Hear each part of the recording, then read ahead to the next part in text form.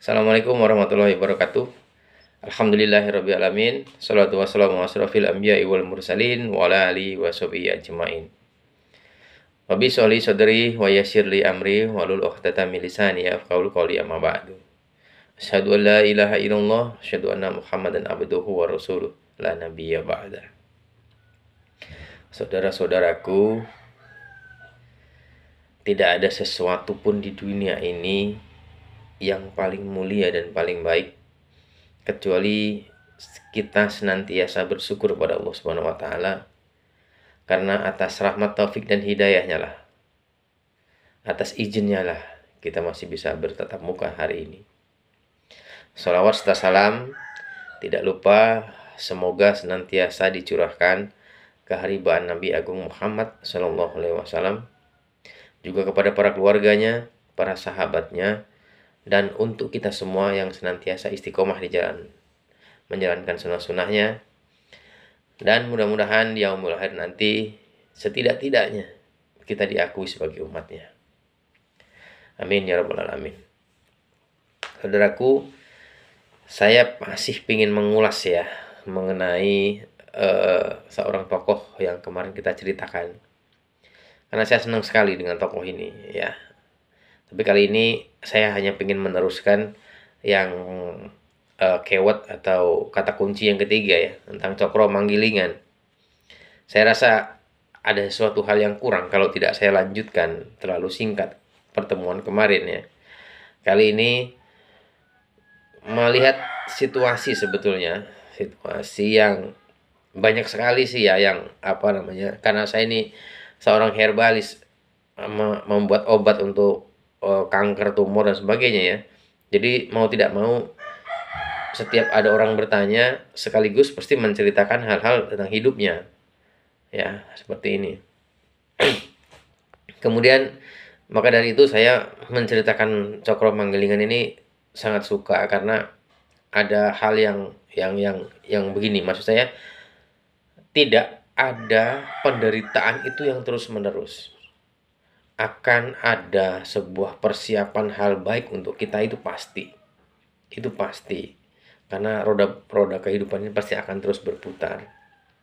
Maka dari itu tidak ada sesuatu yang tidak akan berubah.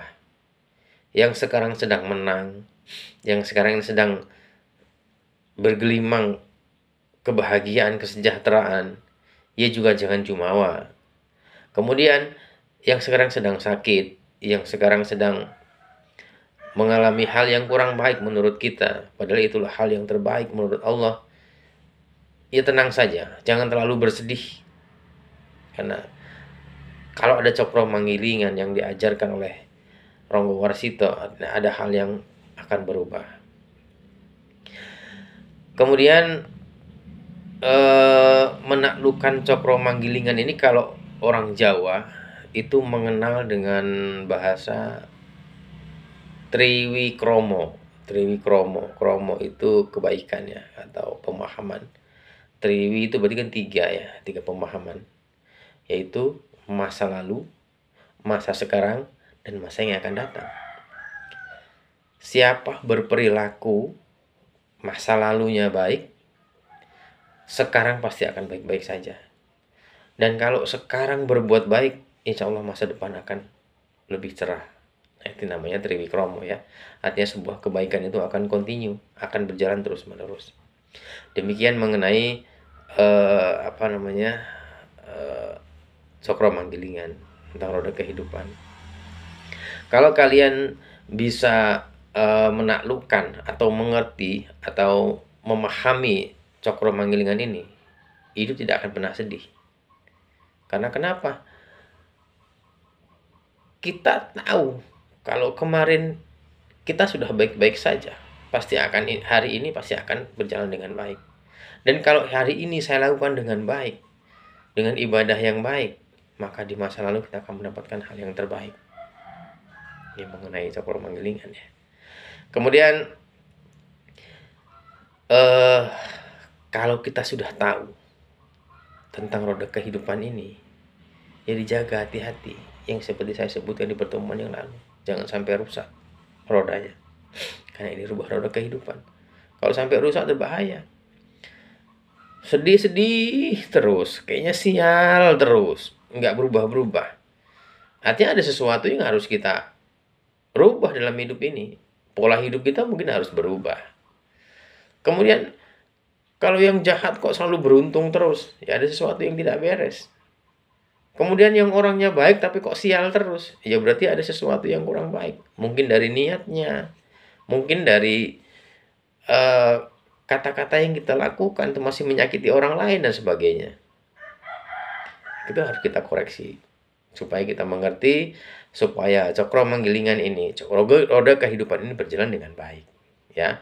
Tapi tenang saja, kalau orang Jawa itu ya, di ilmu Jawa itu memberikan pemahaman bahwa akan selalu ada perbaikan.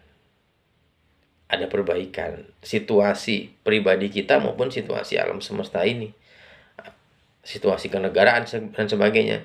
Kalau zaman dahulu mungkin dalam suasana kerajaan ya, akan ada perbaikan, maksudnya seperti ini. Pada saat sekarang ini zaman kurang baik, pasti Allah sedang mempersiapkan suatu masa yang lebih baik. Itu pasti. Seperti contoh kalau di masa lalu ya, kalau zaman dulu itu Allah selalu setiap ada keangkaran murkaan, Allah selalu menurunkan rasulnya, para nabi, dari mulai Nabi Adam sampai dengan Rasulullah SAW, Nabi Muhammad ya. Kalau zaman sekarang mungkin bukan nabi, karena zaman nabi sudah terputus atau sudah selesai sampai dengan masa Rasulullah SAW.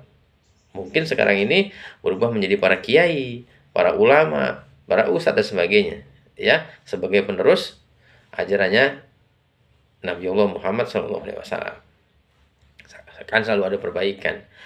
Masa ke masa selalu ada orang yang memperbaiki. Itu artinya di dalam diri kita pun sama.